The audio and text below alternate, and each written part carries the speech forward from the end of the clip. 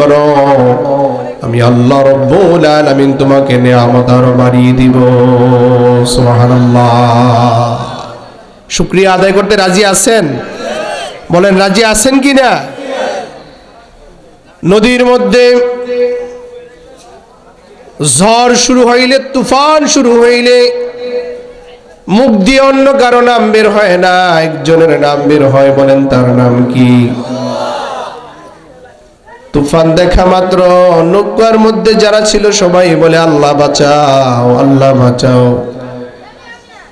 কিন্তু নৌকা যখন কিনারে ভিড়ে যায়, যেই না মাত্র নৌকা থেকে পাটা জমিনের মধ্যে ফেলে, এমনও কিছু নাফরমান আল্লাহর গোলাম আছে যারা বলে আজকের মাঝিটা ভালো হওয়াতে বেঁচে গেলাম, আজকের নৌকাটা ভালো হওয়াতে বেঁচে গেলাম। এইরকম নাফরমান সমাজে আছে না?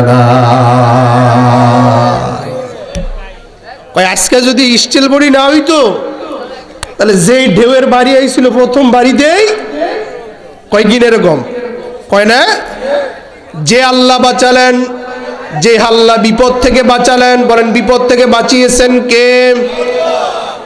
কিন্তু ইমানদারের চরিত্র তো এটা নয়। আল্লাহ পাক বলেন আল্লাযীনা ইযা আসাবাতহুম মুসিবাহ ক্বালু ইন্না লিল্লাহি ওয়া ইন্না ইলাইহি রাজিউন। আল্লাহু আকবার। আল্লাহ রাব্বুল আলামিন বলেন আল্লাযীনা ইসমে মাউসুল, যাহারা বা যারা ইমানদার যে ব্যক্তিগণ, যখন তারা কোনো মুসিবতে পড়ে যায়, বিপদে পড়ে যায়, তারা ধৈর্য হারা হয়ে যায় না, তারা তাওয়াক্কাল করে একজনের উপর। বলেন তিনি কে? তারা ধৈর্য হারা হয়ে যায় না, তারা বলে ইন্না লিল্লাহি ওয়া ইন্না ইলাইহি। তাহলে শুকরিয়া কার হবে? জোরে বলেন শুকরিয়া কার? ইমানদার ব্যক্তি ছাড়া, ইমানদার ব্যক্তি তো আল্লাহ ছাড়া কারো শুকরিয়া আদায় করে না। আল্লাহ রাব্বুল আলামিন বলেন তোমরা যদি আমার শুকরিয়া আদায় করো, লা ইন শাকারতুম লাযিদান্নাকুম ওয়া লা ইন কাফারতুম ইন্না আযাবি লাশাদীদ। যদি নিয়ামতের শুকরিয়া আদায় করো, তোমাকে নিয়ামত আরো বাড়িয়ে দেব। চিল্লা বলেন সুবহানাল্লাহ। ওয়া লা ইন কাফারতুম, আর যদি তুমি অস্বীকার করো, আমার নিয়ামত পাওয়ার পরে যদি নিয়ামতের শুকরিয়া আদায় না করো, ইন্না আযাবি লাশাদীদ, জেনে রাখো আমার আযাব অত্যন্ত কঠিন এবং ভয়াবহ। চিল্লায়া বলেন নাউজুবিল্লাহ। তাহলে প্রশংসা কার? জোরে বলেন প্রশংসা কার?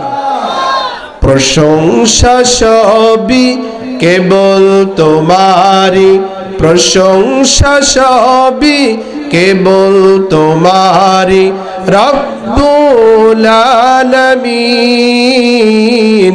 দয়ালু মেহেরবান করুণায় ফুরান, আর কেউ নাই, তুমি মালিক শেষ বিচারের দিন, শেষ বিচারের দিন। শেষ বিচারের দিন মালিক কে? বলেন মালিক কে? এটা তো প্রতি নামাজে আপনি আমি ঘোষণা দেই, আলহামদুলিল্লাহি রাব্বিল আলামিন আর রহমানির রহিম মালিকি ইয়াউমিদ্দিন।